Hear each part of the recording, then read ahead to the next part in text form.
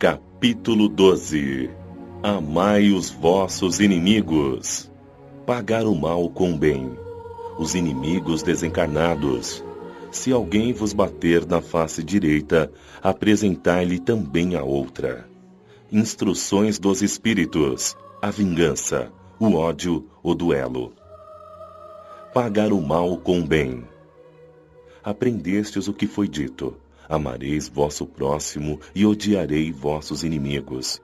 E eu vos digo: amai os vossos inimigos, fazei o bem aos que vos odeiam e orai por aqueles que vos perseguem e vos caluniam, a fim de que sejais filhos de vosso Pai, que estás nos céus, que faz erguer o sol sobre os bons e os maus e faz chover sobre os justos e os injustos. Pois, se amais apenas os que vos amam, que recompensa tereis? Os publicanos também não fazem isso? E se vos apenas cumprimentais vossos irmãos, o que fazeis mais do que os outros? Os pagãos também não fazem o mesmo? Eu vos digo que se vossa justiça não for maior do que as dos escribas e dos fariseus, jamais entrareis no reino dos céus. Mateus, capítulo 5, versículo 5 a 20, 43 a 47. Se amardes apenas os que vos amam, que recompensa tereis, uma vez que as pessoas de má vida também amam aqueles que as amam? E se vos fazeis o bem apenas aos que vos fazem, que recompensa tereis, uma vez que as pessoas de má vida fazem a mesma coisa?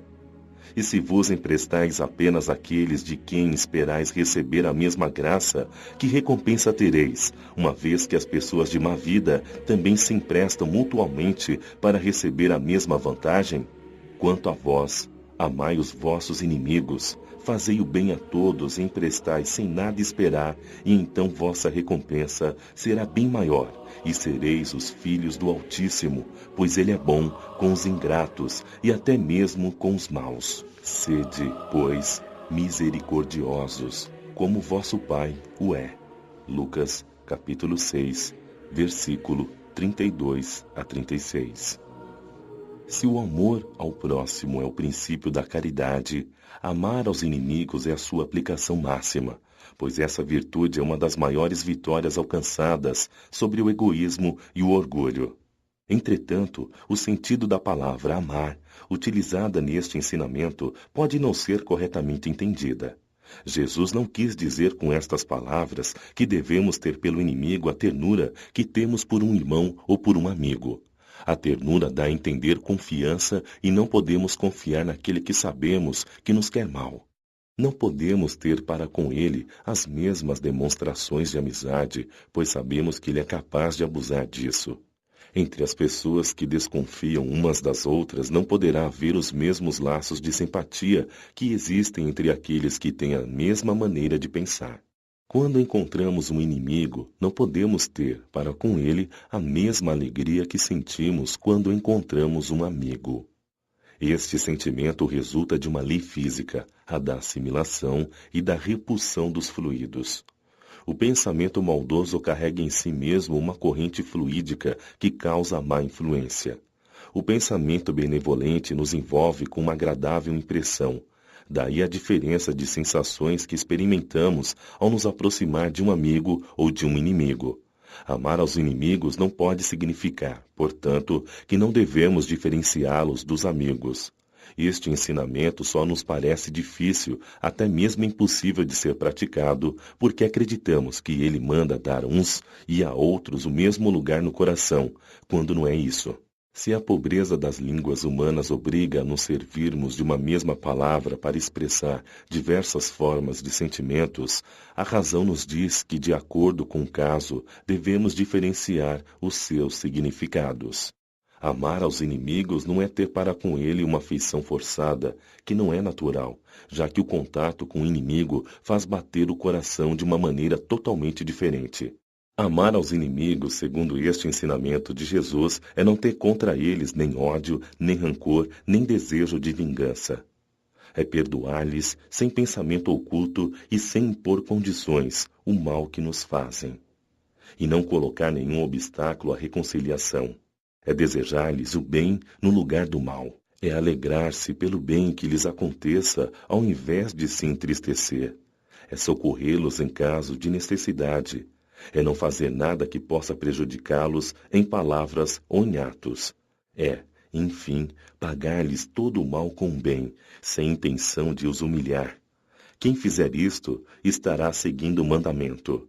Amai aos vossos inimigos. Amar aos inimigos é um absurdo para o incrédulo. Aquele para quem a vida presente é tudo vê apenas em seu inimigo um ser nocivo e perturbador de sua tranquilidade, e do qual somente a morte, pensa ele, o pode livrar.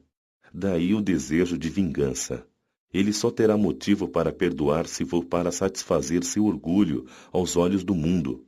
O próprio ato de perdoar, em certos casos, parece-lhe uma fraqueza indigna de si.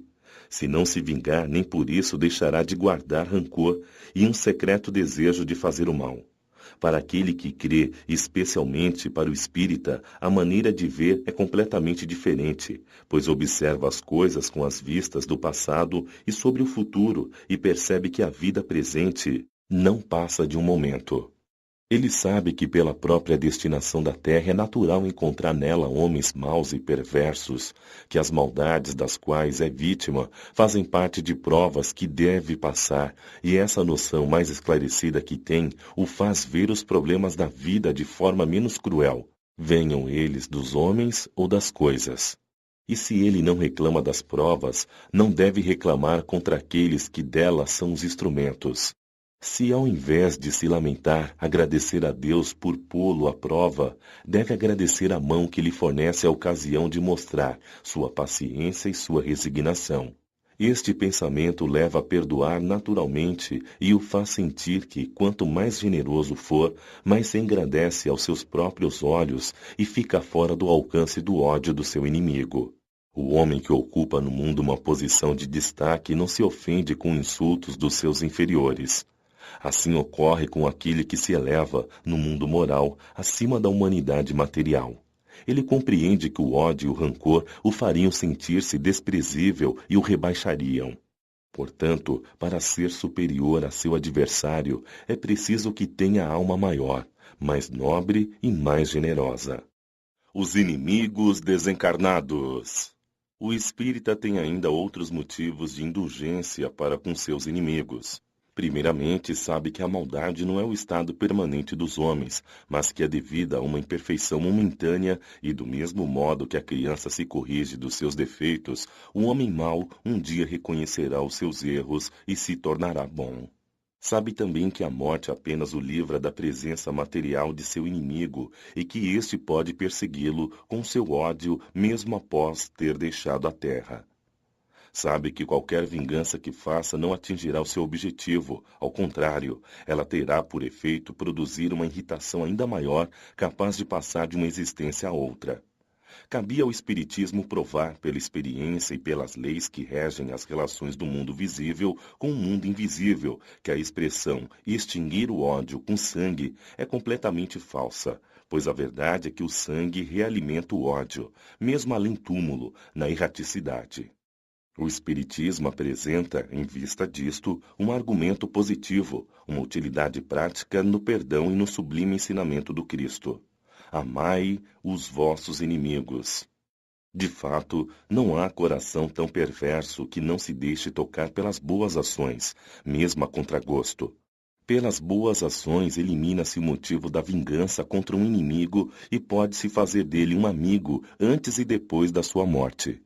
Com os maus procedimentos, o homem irrita seu inimigo, que então se constitui um instrumento da justiça de Deus para punir aquele que não perdoou.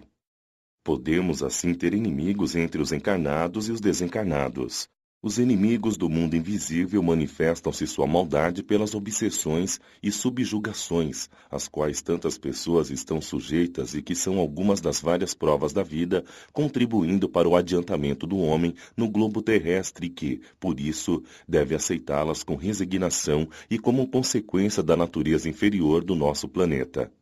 Se não houvesse homens maus na Terra, não haveria espíritos maus ao seu redor. Devemos ter, portanto, indulgência e benevolência para com os inimigos, encarnados e desencarnados. Antigamente, para apaziguar os deuses